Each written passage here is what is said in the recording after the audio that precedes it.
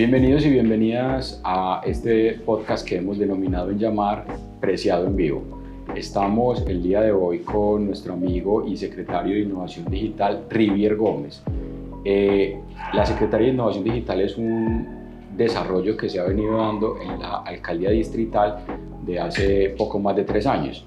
Antes la Alcaldía tenía diseminados en muchos espacios de las distintas secretarías lo que eran los servicios digitales, de compra de licencias, software y un montón pues, de tareas y de trabajo diario que tenía que hacer la administración distrital.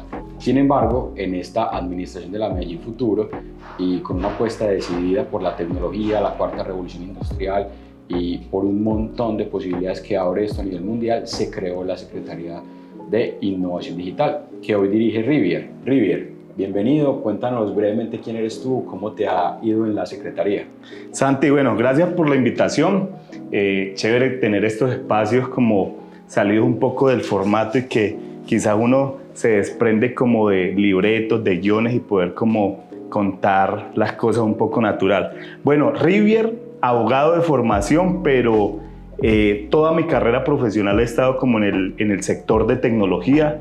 Tuve la fortuna de conocer el país de punta a punta, liderando proyectos de conectividad, liderando proyectos de apropiación tecnológica, pero como desde ese enfoque social. Yo creo que tanto el alcalde Daniel Quintero y muchos de los que estamos alrededor de él y relacionados con el tema de tecnología, vemos el poder de la tecnología desde el poder transformador de la vida de las personas. Entonces, he tenido esa fortuna de estar en este maravilloso sector y pues hoy desde Medellín también aportando ese granito de arena para transformar vidas a través de la tecnología. ¿Y cómo llega un abogado precisamente a la tecnología? Porque eso nos puede derrumbar mitos. Hay que dice, no, es que yo no estudié ingeniería de sistemas, yo no estudié desarrollo, yo no estudié nada que tenga que ver con esto. Entonces, ve en el mundo de la cuarta revolución industrial lejano. ¿Cómo fue tu acercamiento a este mundo y cómo terminaste laboralmente teniendo experiencia, teniendo trabajo y ir ascendiendo en este mundo de la innovación y la tecnología? Hay dos componentes bastante particulares y el primero es como esas ganas de salir adelante, ¿sí? Como de identificar oportunidades, como de aprovechar también las oportunidades que la vida le dio a uno. Y lo primero que ocurrió fue que tuve la fortuna de recién me gradué, después de estar un año en una empresa consultora de proyectos, tuve la oportunidad de llegar al Ministerio de Tecnologías de la Información y las Comunicaciones. Estamos hablando del 2011, donde desde ese ministerio se estaba haciendo la gran apuesta tecnológica del país. O sea, en ese año, 2010-2011, se estaban dando las grandes conversaciones de cómo teníamos que revolucionar a Colombia en materia de tecnología. Ahí pude entrar, pero llegaba a un grupo jurídico que era cobro coactivo. Y a mí me apasionó tanto ver el resto de los equipos en las dinámicas que vivían constantemente. A cobrarle con tecnología a la gente. Es correcto, pero a mí exactamente, pero ese rol a mí me parecía un poco aburrido, a mí porque era expedientes, carpetas, notificar, hacer el cobro, bueno, todo lo que gira alrededor del tema de cobro coactivo. Y yo me propuse, yo dije, yo tengo que estar en este rol 6 meses, pero yo tengo que dar a mostrar mi conocimiento, mis capacidades y poder estar en otro tipo de equipos que manejaran proyectos de tecnología. Y ahí tuve la fortuna de pasar a un equipo que era una gerencia que lideraba una de las principales políticas públicas del primer gobierno Santos, que era Mi Pyme Vive Digital, y era conectar a todas las MIPYMES del país. Y ahí fui creciendo y ganando como espacio en eso. Pero tú llegas a un punto muy importante y es, bueno, y un abogado en un sector de tecnología, porque históricamente tanto la mujer como otras profesiones diferentes a las ingenierías eran como vistas o los miraban totalmente raro porque decían, bueno, ¿y cómo puede un abogado o una carrera diferente aportar en este sector? Y ahí se unen dos cosas muy importantes y es el técnico, el ingeniero tiene esa capacidad de desarrollar la tecnología, ¿sí? Pero si ese técnico, ese ingeniero, no tiene al lado de él una persona que vea la tecnología desde el rol de transformador de vidas, pues simplemente va a desarrollar tecnologías que no van a mejorar vidas. O sea, puede ser la mejor tecnología del mundo, pero que no impacta a la vida de las personas. Y yo me enfoqué mucho en entender cómo la tecnología le podía cambiar la vida a las personas. Y esa retroalimentación a los técnicos, que quienes son los que desarrollan la tecnología, pues es muy valiosa para que desarrollen tecnologías que efectivamente llegue al tejido social. A ver, yo te hago un contexto. Yo recuerdo cuando estaba en la universidad y estudiaba, soy historiador, y hay un presidente que dijo en algún momento, es que Colombia tiene que ser el Japón de Sudamérica, y hablaba de la industrialización, ¿cierto? Que Colombia tenía que ser un país industrial, que Colombia tenía que ser un país que desarrollara una vocación productiva agresiva para que se convirtiera en una potencia suramericana de la industria. Como gran parte de las cosas de los políticos y de los gobiernos en Colombia, no pasó nada. Cuando Daniel Quintero llega y comienza a hablar del Valle del Software, yo lo escuchaba en el 2018 y 2019, yo decía, qué locura. O sea, es un tipo con una idea muy sui generis, pero es potente, porque Antioquia tuvo un desarrollo y una vocación siempre productiva e industrial. Antioquia fue minera primero, después de la conquista fue minera, luego fue banquera, porque la mina deja desarrollo en términos de acumulación de capital y permite que se desarrollen bancos. Inclusive los abuelos y la gente vieja le cuenta a uno y dice, no, es que en Antioquia se le hacían los préstamos a los gobiernos nacionales. Correcto. Pero luego generan una industria, y ahí es el mejor momento de Antioquia, y es porque se genera una industria textil. Y trayéndolo al presente, entonces cuando yo escuchaba a Daniel, difiero mucho de muchos políticos que dicen, es que Antioquia perdió, sobre todo, digamos, en algunos sectores muy conservadores de derecha y de izquierda, que dicen como no, Antioquia tiene que recuperar esa vocación textil. Y a mí hoy el tema textil me parece que es una industria mal pagada, bastante machista, porque lo que pretende es dejar un montón de mujeres, de madres allí en un trabajo que les permite poco tiempo libre, que es mal remunerado, que competitivamente no hay nada que hacer con el sudeste asiático y con China. Y llega el alcalde Daniel Quintero y dice, vamos a construir en Medellín el Valle del Software. Cuando vos viste esa apuesta en Medellín y vos estabas lejos, todavía no habías ingresado al gobierno, ¿cómo te imaginaste que una ciudad como Medellín iba a poder desarrollar ese tipo de proyectos? Yo, por ejemplo, esos proyectos lo primero que tienen un choque son con los temas culturales. Siempre se enfrenta uno como al tema cultural, las personas se resisten al cambio, y cuando se empieza a hablar de tecnología, la gente dice como que no, venga, mi empresa, las industrias, los sectores económicos en el país tradicionalmente se han desarrollado durante 30, 40, 50 años de la misma forma y han traído desarrollo al país, han traído empleo, y siempre se quedan con esa idea. Pero la visión que tenía Daniel, porque tuve también la fortuna de compartir o trabajar junto a Daniel desde el Ministerio TIC, y es esa visión de entender que el mundo estaba cambiando. Yo me acuerdo que cuando Daniel era viceministro decía una frase en sus conferencias, y es que el mundo ha cambiado tanto que todas las industrias hoy día son de tecnología. ¿Por qué? Porque todos los problemas que tienen las empresas se resuelven con tecnología. Entonces, sí o sí tienen que empezar a pensar constantemente en tecnología. Sus negocios tienen que evolucionar a un mundo tecnológico, a la cuarta revolución industrial. Entonces, cuando Daniel sale con esa visión desde el Plan de Desarrollo Medellín Futuro, obviamente Medellín y Antioquia ha sido ejemplo de industriales del país, ¿sí? Los grandes industriales siempre han sido referentes de Medellín, pero son personas que han tenido su negocio por más de 50 años y que la tecnología no era ese protagonista. Pero lo que sucede es que lo que está pasando en países desarrollados, hoy lo estamos viviendo, el coletazo lo estamos viviendo los países en vía de desarrollo. Y es que las grandes empresas líderes del mundo, cuando uno ve el ranking, la mayoría de empresas, de las 10 primeras empresas en el mundo, 9 son de tecnología. 9 están haciendo, o su principal rol en su modelo de negocio es tecnología. Daniel lo que está preparando, y él lo ha dicho, está preparando a Medellín, no para lo que ha sucedido en estos 4 años, los resultados de todo el esfuerzo que se ha hecho desde la Medellín Futuro se van a ver reflejados en 5 y en 10 años.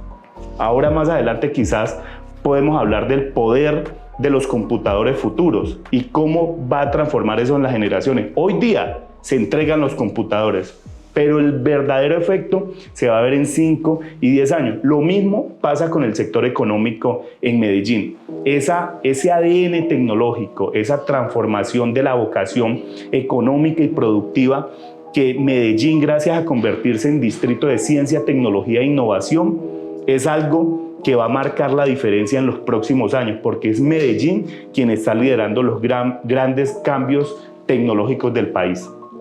Ponenos en un ejemplo, digamos tuyo, que sabes del campo y que estás en la Secretaría de Innovación Digital, porque cuando nosotros comenzamos la pandemia hubo una discusión muy importante con la gente en el buen sentido, pues, de la burocracia de la administración y decían, bueno, pero es que cuánto valen los computadores, pero es que sí son necesarios los computadores, y una persona decía, ¿quién no tiene un computador en la casa? Claro, y le preguntábamos, disculpe, pero ¿dónde estudian sus hijos? Ah, no, en tal colegio privado.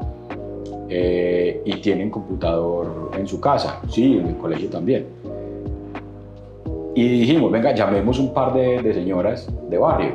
Sí. Y nos decían, no, tengo 3 hijos o 2 o sobrinos y están estudiando en el celular. En ese momento lo más importante para la administración fue salvar que los niños pudieran estudiar. Pero ¿qué impacto pueden tener 130.000 computadores, que es un número, 3 veces el estadio lleno, con niños con computador? Eso es como darle una fábrica a cada niño, como darle una empresa a cada niño. ¿Vos cómo ves ese programa en términos del impacto que decís que puede haber a 5 o 10 años en una ciudad como Medellín? Ese es un gran... yo creo que el arma más poderosa que se le entrega a un niño hoy en el mundo, o sea, no solo en Medellín, en el mundo, es un computador. ¿Por qué? Porque les estamos arrancando a las calles, a la delincuencia, a las bandas, un niño que está en su casa estudiando, que está investigando, que está haciendo su tarea, que está navegando en redes sociales, no importa, está navegando, o que está jugando en el computador, no importa, pero se los estamos arrancando a los criminales en las calles. Primero. Segundo, la tecnología ha generado en cierta medida, uno la tecnología la puede ver desde 2 ángulos, y es la tecnología como ese instrumento que genera igualdad y que genera equidad.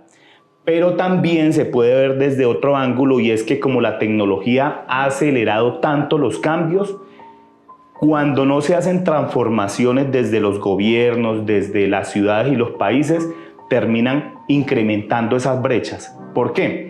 Porque si no avanzamos o por lo menos de una forma acelerada que iguale esa velocidad de la tecnología, y no le entregamos este tipo de herramientas a nuestros niños, otros niños que sí tienen la capacidad, por ejemplo, tú lo decías hace un momento, los niños que estudian en colegio privado, que tienen la capacidad de contar con un computador, van a tener más acceso a información, van a tener mayor capacidad de formarse, desarrollar habilidades frente a los otros niños que no tienen un computador. Entonces, hoy uno dice, mire, un niño con un computador y con internet tiene las mismas posibilidades de un país pobre, tiene las mismas posibilidades de la ciudad más rica del país. Nueva York, Londres, Tokio, Corea, tiene las mismas posibilidades, independientemente las condiciones socioeconómicas, pero es el computador con internet que le permite tener acceso a la misma información. Entonces, en Medellín, ¿qué se está haciendo? Es cómo generamos las mismas oportunidades a los niños con condiciones socioeconómicas no favorables que esos niños que sí lo tienen todo. Estos niños van a tener la misma capacidad de formarse, de capacitarse, de ser líderes en su sociedad, de ser los grandes emprendedores o los empresarios ejemplo de la ciudad en un par de años. Y eso lo hace el computador e internet, así de sencillo.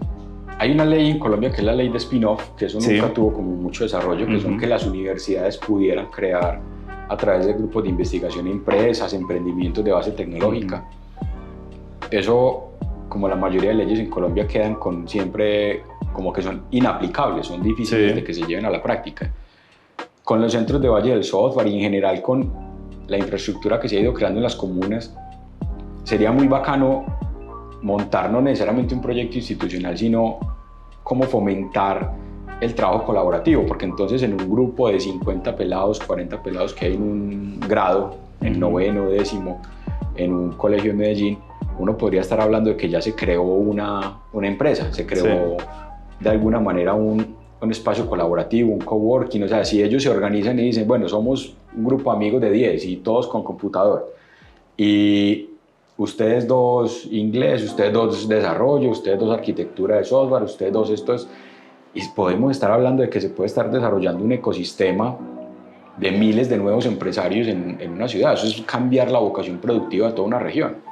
Total. Y yo, mira que te voy a hablar de unos proyectos y te los voy a mencionar en cascada de la Medellín Futuro. Y como te los voy a mencionar, te voy a decir que Medellín en 3, 5 y 10 años va a ser referente, hoy lo es en muchos temas, pero referente consolidado en el mundo. ¿Por qué? En Medellín están pasando, y con la Medellín Futuro estamos sembrando las bases más sólidas para cambiarle el futuro a todos nuestros jóvenes. Y voy a empezar por el primer punto que estábamos hablando. Entregamos más de 130.000 computadores a los niños. Las instituciones educativas hoy día están conectadas y en estos 3 años pasamos de 30 a 50 megas a tener conectividad en las instituciones educativas de 340 megas. Hoy tenemos conectividad de calidad en las instituciones educativas. Entonces, primero estamos interviniendo los niños. Después, cuando ese niño crezca y sea un joven o un adolescente, va a tener la posibilidad de estudiar a través de Sapiencia y en la Ciudadela la Cuarta Revolución Industrial. O con Coursera, que hay o con Coursera, porque tienen un computador. Pero digamos que de lo que la Medellín Futuro puso a disposición, tener a disposición de toda la ciudad una ciudadela de la Cuarta Revolución Industrial, más de 60.000 metros cuadrados, donde simultáneamente se pueden formar en un día cerca de 8.000 jóvenes en 34 aulas diferentes. Entonces pasamos del colegio, donde le dimos la herramienta más poderosa. Después, segundo, en la ciudadela de la Cuarta Revolución Industrial, desarrollando las capacidades para la Cuarta Revolución Industrial y capacidades que les permiten a ellos en 6 o 1 año ya emplearse en cualquier empresa en el mundo. Va la segunda. Y la tercera, ya cuando estudiaron y tuvieron la herramienta más poderosa, ya se formaron jóvenes, pero ya quieren ser emprendedores y empresarios, cuentan con los centros del Valle del Software, donde son centros. En Medellín a la fecha contamos con 10 centros que tiene tecnología de punta, impresoras 3D, escáner digital, otro tipo de tecnologías que le permiten a todos nuestros emprendedores poder ir a estos, experimentar sin que les cueste un peso, irse a equivocar sin que les cueste un peso, identificar problemáticas junto a la ciudadanía y resolver problemas de ciudad. Cómo la tecnología la volcamos a resolver los problemas de sociedad y de ciudad. Y así yo me podría tardar hablando un montón de proyectos, pero si uno en su esencia ve estos 3 proyectos, uno dice, mire, los intervengo cuando son niños, los intervengo cuando son jóvenes y adolescentes, pero también en su madurez les doy la oportunidad para que desarrollen ideas de negocio y puedan consolidar. Esos son proyectos que uno fácilmente no los encuentra en la misma lógica en otra ciudad de Latinoamérica. River, yo te iba a decir que si apostábamos a eso de los 3 años, 5 años y 10 años, de que si los resultados iban a ver, pero me arrepentí. A mí me gusta apostar, pero no me gusta perder a la fija, y ya vi que no sería negocio apostar con vos, porque definitivamente se impactó socialmente. Eso es algo muy interesante. Yo nunca había visto este proyecto como un proyecto social y vos nos lo has mostrado. Yo creo que quedamos en punta para traer, y te lo quería proponer, traer un pelado, un joven de cada una de esas 3 fases, y que ellos mismos sean los que les muestren a la sociedad y a los medellinenses y a toda Colombia estas transformaciones que se están haciendo. Agradecerte mucho por haber estado aquí con nosotros, invitar a las personas que están viendo este programa y que nos siguen en redes sociales a que nos cuenten qué dudas tendrían para Rivier, qué dudas tendrían para que siguiéramos conversando. Recuerden que proyectos como estos que se están desarrollando a través de innovación digital y del Valle del Software tienen también una vocación social. Rivier lo conectó desde el inicio hasta el final, la tecnología como una herramienta de cambio social. Agradecerles nuevamente, Rivier, un abrazo grande, hermano, qué putería de proyectos estás haciendo y felicitaciones. Santi, no, gracias. Cuando me vuelva a invitar, acá estoy. Y si quiere, dejémosle una tarea a la gente. ¿Qué temas de tecnología quieren que hablemos? ¿Qué temas de transformación digital y social quieren que hablemos? Y acá charlamos un rato más en una próxima oportunidad. Gracias, Rivier.